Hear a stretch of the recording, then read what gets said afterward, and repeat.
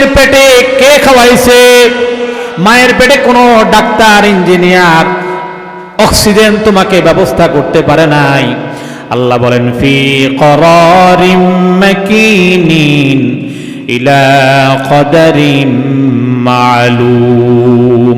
বান্দারে, মায়ের পেটে তোমার জন্য, তোমাকে আমি দুনিয়াতে আনবো, এই দুনিয়াতে আনার জন্য মায়ের পেটটাকে এমন একটা প্যাকেটে রূপান্তর করেছি যেখানে কোনো ভাইরাস, কোনো অসুখ বিসুখ যেতে পারে না। বলেন সুবহানাল্লাহ। আমি আল্লাহ তোমাকে কিভাবে বড় করব, দেখো আমার টেকনিক। মায়ের মাসিক অসুখকে বন্ধ করে দিয়া মায়ের সেই তারের সাথে তোমার নাভির সাথে জয়েন করে দিয়েছি, আর সেই ট্রাপাক রক্ত দিয়া তিলে তিলে আমি রব্বুল আলামিন তোমারে বড় করেছি। বলেন সুবহানাল্লাহ। মানুষ বানিয়েছেন কে? কোথায় বানালেন? মায়ের পেটে। এমন ভাবে আল্লাহ রব্বুল আলামিন সূক্ষ্ম নার্ভ দিয়া মায়ের পেটে তোমারে বানাইছে।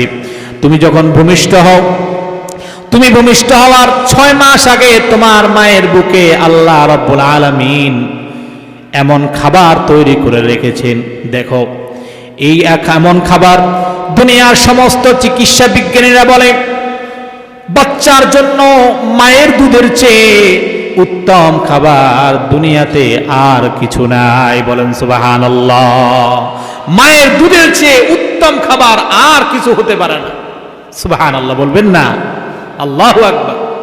আল্লাহ বলেন, বান্দা শোনো, তুমি দুনিয়ায় আসার 6 মাস আগে আমি রব্বুল আলামিন তোমার জন্য এমন খাবার রেডি করে রেখেছি, বেশি গরম করি নাই, তোমার মুখ পুড়ে যাবে। বেশি ঠান্ডা করি না, তোমার বুকে ঠান্ডা লেগে যাবে। বেশি নোনা করি নাই, খেতে মন চাইবে না।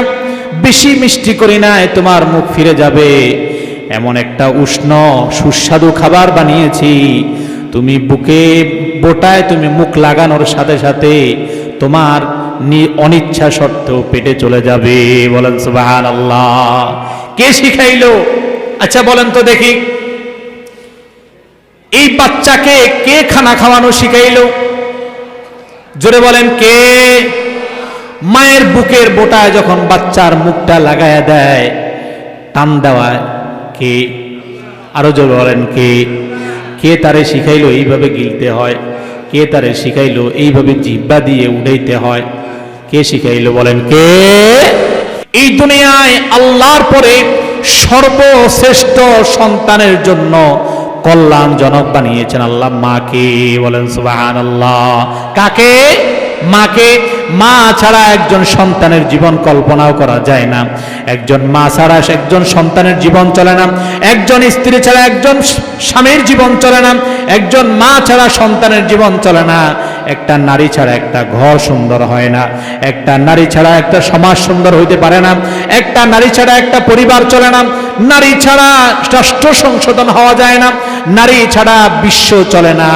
এই জন্য আল্লাহ নারীরে বানাইছেন পুরুষের সহধর্মিণী। বলেন সুবহানাল্লাহ। পুরুষের সহযোগী কে? নারী। এই নারীকে দিয়েছেন আল্লাহ। বুঝতে হবে, নারী হলো আল্লাহর উপহার। নারী হলো কি? সবাই কথা বলে না। নারী হলো কি? আল্লাহ দেওয়া মানুষের কাছে সর্বপ্রথম উপহার হলো নারী।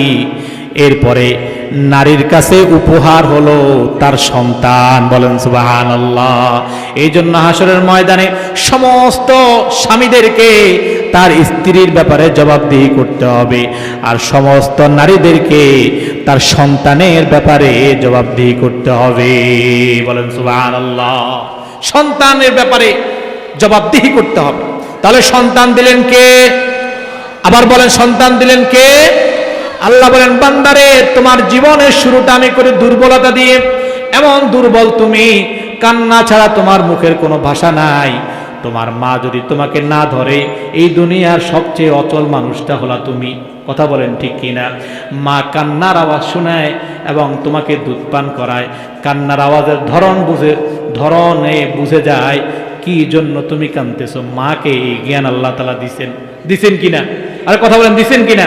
বাচ্চার কান্নায় একটু থেকে ভলিউম যদি 20 সেন্টিমিটার থেকে 21 সেন্টিমিটার হয়, সাথে সাথে আপনার মেজাজ হট। বউরে মারেন, পোলারে মারেন, মারার অবস্থা শেষ। কথা বোঝেন নাই?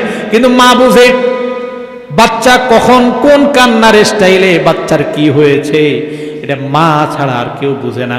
কথা বলেন ঠিক কিনা?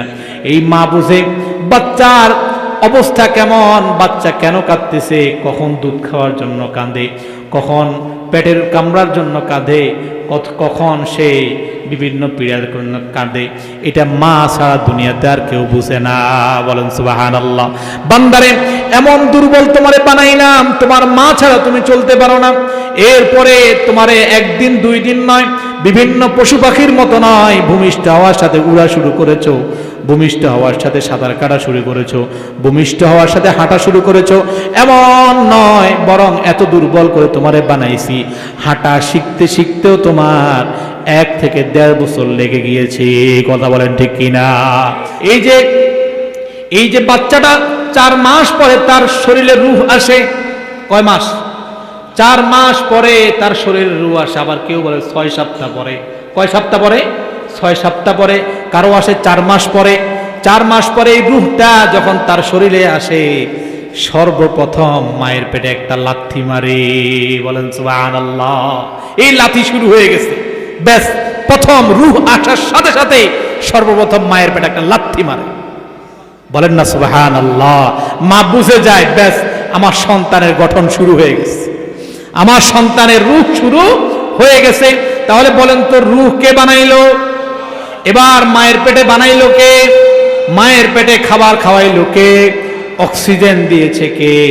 মায়ের পেট থেকে আনার পরে উন্নতম সর্ববিশ্বস্ত একজন বডিগার্ড মাকে দিয়েছেন কে? আবার এই 2 বছর দুধ পান করাইছেন কে?